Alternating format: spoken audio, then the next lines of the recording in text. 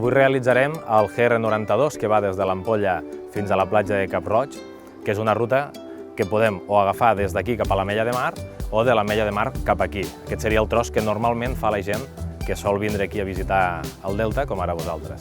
L'Ampolla no s'ha d'oblidar mai que és una població que mira al mar, sempre hem dit que mira al mar, i és una de les poques poblacions on el mar entra literalment al centre del poble.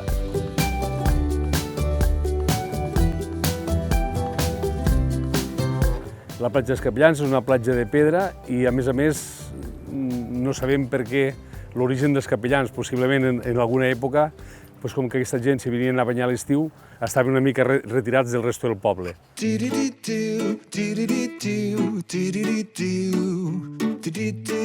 el que havíem de fer nosaltres era traure les pedres dins del mar, les traiem aquí en terra, anàvem trencant les pedres fins a traure els dàtils.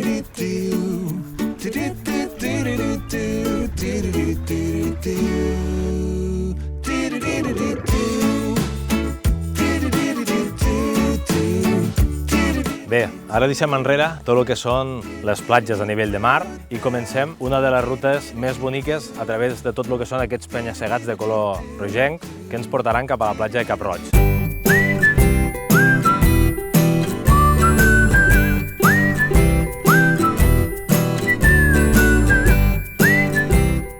Una de les activitats que es duen a terme a l'Ampolla i més valorada per tots els turistes, i lligat a la gastronomia de l'Ampolla, és precisament la pesca. Sempre hi ha alguna embarcació pescant i la gent ve a disfrutar precisament d'aquest esport.